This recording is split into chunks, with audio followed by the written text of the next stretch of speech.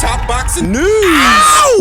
In other news, Steffi Bull, trainer extraordinaire who trains Terri Harper, former WBC super featherweight champion Terri Harper, posted this via his Twitter account. It reads, Terri Harper will be making her lightweight debut in March. Looking at some of the names in the division, who would you like to see her in there with? And there are 4 options listed on the poll, which he posted. One is Heather Hardy of America. The other is Iva Brotnicka of Poland, Miriam Gutierrez of Spain, and the lesser-known Yamila Belén Avellaneda of Argentina. Heather Hardy is leading the poll. She's a familiar face with some name value. And she, like Terri Harper, is coming off a loss. 2 back-to-back losses, to be exact. The loss to Amanda Serrano over a year ago, and the loss earlier this year to Jessica Kamara of Canada. Heather's not going to fight on the cheap, let's make that clear. Heather Hardy does have some name value. She is a familiar face. It is an intriguing situation, both her and Terri. They're coming off of losses, but Heather's not going to take on a fight like that on the cheap. I remember Heather telling me they offered her a fight. When I interviewed her here on the channel, they offered her something like 20, 25 G's. She didn't like the money. She didn't take the fight. She ends up fighting Jessica Kamara in what was supposed to be her rebound fight, to rebound off the loss to Amanda Serrano, and she lost that fight. I wonder if Heather Hardy hasn't learned her lesson that she needs to strike while the iron is hot and get while the getting is good. Heather Hardy does lead the poll, but I'm not sure. We'll see. Coming in at second place is Poland's own former WBO super featherweight champion, Iva Brotnicka. Like Heather Hardy, Eva's not a big puncher, though she's a taller drink of water than Heather Hardy, lesser known. Eva lost her WBO title late last year to Michaela Mayer. She has since rebounded off that loss with Milena Koleva earlier this year in March. Terry's under no threat of being knocked out by either Heather Hardy or Iva Brotnicka. Neither one of those girls have ever been accused of being very big punchers, with the difference between them being that Heather Hardy's more of a scrapper. She's more of a come-forwards fighter, more likely to string together a combination, whereas Eva's going to fight a negative kind of fight. Back foot, stick and move, jab kind of fight. She's definitely not going to take the fight to Terry. Which would allow Terry to take over as the busier fighter, busier puncher, the aggressor, front foot heavy. Not a bad matchup for Terry, given the circumstances. And come to Spain's own Miriam Gutierrez, who very recently got her face rearranged, the bridge of her nose, I should say, by Amanda Serrano on the undercard of Jake Paul versus Tyrone Woodley 2. I mean, she could be available in March. She might want to take on this fight, but she might not. That's a tough succession of fights. 2 fights ago, before she fought Amanda Serrano, she suffered her first professional loss to Katie Taylor. Miriam was unbeaten at that time. She then rebounded off that loss with Ivanovic, going into what became the Amanda Serrano fight, and it's conceivable that she might want to take it easy. She might want to rebound before taking on someone like a Terri Harper. She's not a lock. It's not a guarantee that Miriam takes on this fight.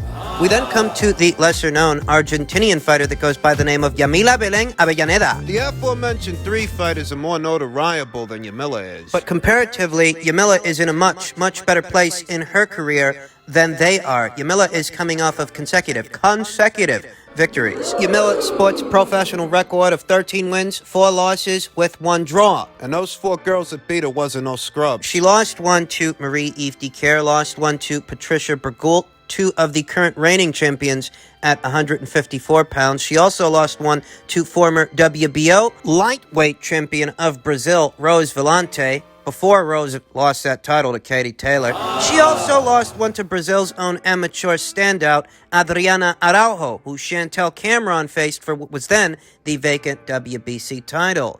Yamila has been in there with some good fighters, some very good fighters. And you have to be a good fighter. It seems you have to be a good fighter in order to beat her. Yamila's last recorded loss was in August of 2019 to Adriana Araujo, who I just mentioned. But since then, she has rebounded, and she's been very, and I mean very, busy. She rebounded off that loss to Araujo that same year, and since then, she's won 7 fights, drew once, but won 7 fights since that loss to Adriana Araujo in 2019. So she's a lot more active than the other girls. She's younger, too. She's a very spry 27 years old. More upside and more momentum. I have to go on to say that I'm okay with any decision that Steffi and Terry make, given the circumstances. I'm perfectly okay with Heather, Eva, Miriam, or Yamila. I think that some of the options here, at least some of them, are more likely than not, but I'm okay regardless who they go with based on this series of names. I believed in Terri Harper. I still believe in Terri Harper. I think that she's going to go on to rebound off that loss to Alicia Baumgartner, go on to do big things, very big things. They're trying to get her out there in March. Could this March return take place on the undercard of Taylor versus Serrano, which is supposed to go down next year? Next year at Madison Square Garden. If that's the situation, if that's the case, then Heather Hardy would be the ideal choice for that location. Heather Hardy would be the way to go because Heather is a bit of a ticket seller herself. She's a New York native. But you gotta pay to play because she don't fight on the cheap. We'll see what happens. In heavyweight news, more details have been revealed in reference to the negotiations between Tyson Fury and Dillian Whyte, his mandatory challenger. Bob Arum on Tyson Fury versus Dillian Whyte. We've offered him a deal of 25% with a guarantee, but he says he wants over $10 million. We want the guarantee of $5.5 million against the percentage, and they said, you've got to start with $10 million. Is Dillian pricing himself out? No, Dillian Whyte makes $4 or $5 million on his own, off his own name value. This is a much bigger fight than any other fight he's been in so far, and you're offering him roughly the same amount of money he makes by himself. With a 25% upside of the pay-per-view. Dillian Whyte has to acquiesce to being the B-side here. He does. Tyson Fury, in this situation, is the champion and the A-side fighter. That much is understood, but that's not a good faith offer. You don't make an offer like that when your intention really is to get the fight over the line. You don't make an offer like that. Tyson Fury's entitled to the lion's share of the pie. It's not up for discussion. That's not up for debate, but that's not what I'm talking about. $5.5 million. Dillian Whyte gets that fight, and guys like Povetkin. If Matchroom were doing a fight, you think they'd struggle to get Dillian the 10? No, because Matchroom knows the value of this fight in the United Kingdom, and so does Frank, which is why this is a low-ball offer. Everything about how the Tyson Fury people have been moving communicates to me that they don't want this fight. This isn't like an inactive Keith Thurman asking for an arm and a leg. Asking for an arm and a leg to face Terrence Crawford. No. Dillian Whyte, whether you like it or not, whether Tyson Fury and his handlers like it or not, has his own marquee value. He moves units. He puts asses in the seats. He sells pay-per-views all on his own without Tyson Fury. In fact, the last 2 or 3 years, Dillian Whyte has sold more pay-per-views in the United Kingdom than Tyson Fury has because Tyson Fury hasn't fought there in the last 3 years. Tyson Fury's been in America this whole time. He's been here since the first Wilder fight of 2018, meaning his fights come on over there in the United Kingdom at the crack of dawn. Not exactly an ideal time to try to sell pay-per-views. Dillian Whyte, on the other hand, Fighting Dillian Whyte in the UK gets you over $1 million payday. Ask Oscar Rivas. ask Alexander Povetkin what he made from those 2 fights. Dillian Whyte himself, he makes roughly 3, 4, maybe 5, maybe a little more. Frank Warren knows the value of this fight. The same way that Dillian Whyte does, the same way that Eddie Hearn does, the same way that any and every British boxing fan that is a British boxing fan knows the value of this fight, making this a low-ball offer. You're offering him comparable money. Comparable money up front to what he makes by himself. Whilst he is your mandatory challenger, WBC interim champion for a fight you and I both know, you, me, Eddie, Dillian, all know is a big fight in the United Kingdom. Per tweet from Michael Benson, Bob Arum has declared that 2 possibilities for Tyson Fury's next fight are Andy Ruiz in Vegas and Robert Helenius in Manchester. He added that Fury may pursue the Alexander Usyk versus Anthony Joshua rematch winner after this, rather than defend against Dillian Whyte. What does that tell you? Tyson Fury wants to fight a handpick to keep busy with. Trying to skip out on Dillian, fight a handpick so he can be fast-tracked to the Joshua versus Usyk rematch winner. He never had any intention of facing Dillian Whyte, which is why I was never convinced that they'd get this fight over the line. I was never convinced this fight would happen, and I'm still not. I'll go as far as saying, if push comes to shove, and Dillian Whyte ends up winning this arbitration, whatever it is, whatever it's about, I'll go as far as saying that I think Tyson Fury is willing to vacate the WBC title. If he has to, he'll just run around calling himself a lineal champion the way he was calling himself a lineal champion before the second Wilder fight. I think Robert Helenius is likelier to get the fight than Andy Ruiz. So I don't dismiss Andy Ruiz as a legitimate option. Robert Helenius is the cheaper alternative, and we all know how much Frank and Bob... Those 2 guys are penny pinchers. How much money do you think Andy Ruiz is going to want for that fight? He's going to want something comparable to what he got from those 2 Anthony Joshua fights. He still wants to get paid. Why do you think that Chris Arreola fight ended up on pay-per-view? Wouldn't have made much sense to pay Andy some obscene guarantee, some obscene dollar amount up front, so they stuck him on pay-per-view, hoping that his fans and his supporters would be the ones that paid him, and that pay-per-view's pay-per-view numbers, how it performed, well, it was abysmal. Call me crazy, but I don't think Andy'd fight on the cheap any more than Dillian Whyte would. We'll see how all of that breaks down, though I maintain my original assertion that Robert Helenius seems to me to be the guy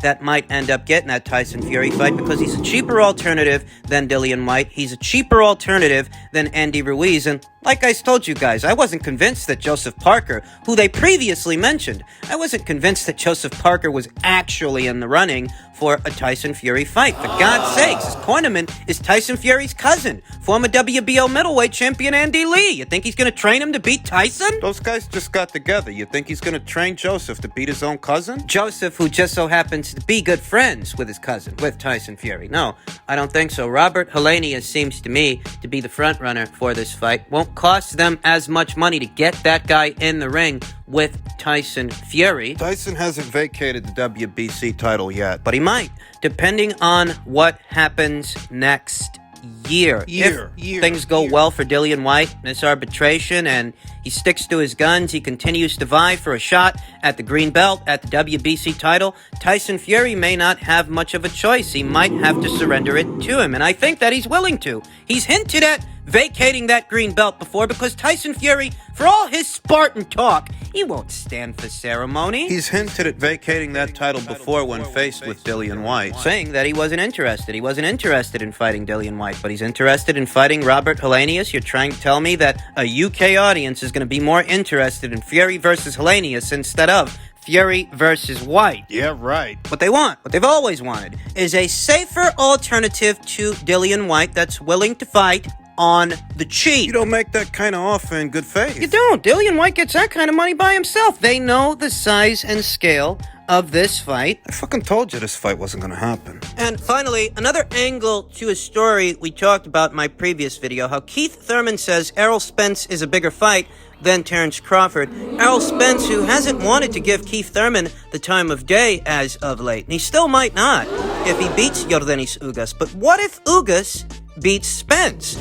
You know, that's a possibility we touched on in my previous video. What we didn't touch on is what would Yordenis Ugas do after that?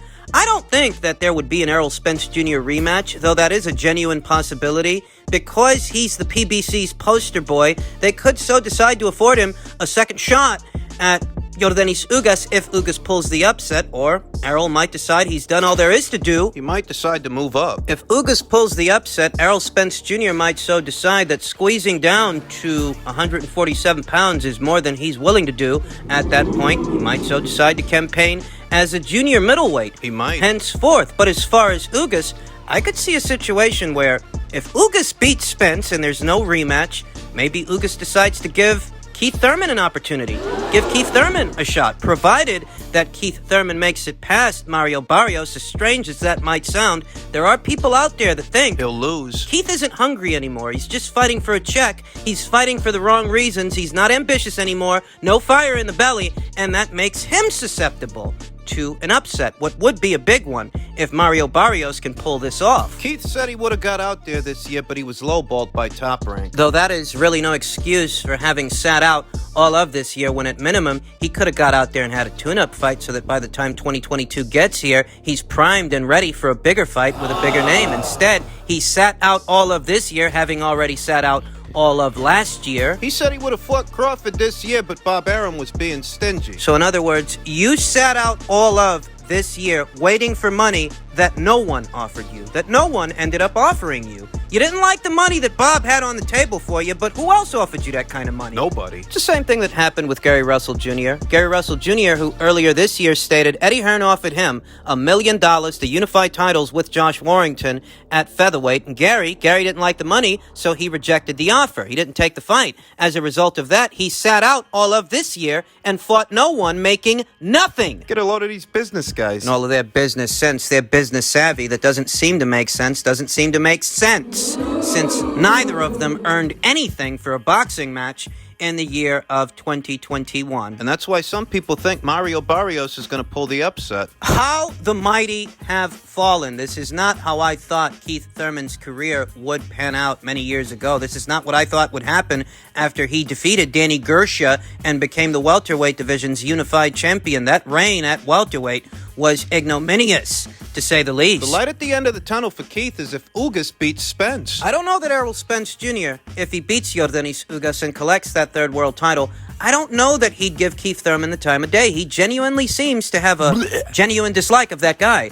But Ugas, that's a different story. If Ugas pulls the upset, maybe he decides to fight Keith, because Keith, comparatively, is a more winnable fight than Terrence. Terrence will beat the shit out of both of these guys. Spence, too, who is one of the more overrated fighters I've seen in this contemporary postmodern era of boxing. I'd pick Terrence Crawford, give him very good odds to beat all three of these guys in the same calendar year. I think he'd knock all three of them out. You heard what I said. I think Terrence Crawford would knock out Keith Thurman, knock out Errol Spence Jr., and knock out Yordenis Ugas. I don't think they're on the same level as Terrence Crawford. That's why they prefer to fight each other instead of him, and that's why I think if Ugas pulls the upset, he'd sooner fight Keith Thurman in a PBC pay-per-view than... He beats Spence, he's probably going to give Thurman a shot if Thurman beats Barrios. Most of those guys on that side of the street have never wanted anything to do with Terrence Crawford. That's why I've maintained my original position that even if Terrence Crawford were to have crossed over to the PBC side of things, they likely would have avoided him the same way that Leo Santa Cruz avoided Gary Russell. The same way Jermall Charlo's avoiding David Benavidez. All of those guys are on the same side of the street, and none of those fights happened, so why would this have been any different? Initially, it was Thurman that didn't want to give Spence a shot. Now Errol Spence Jr. is returning the favor. Two guys being on the same side of the street doesn't always guarantee a fight. That was just a convenient excuse to use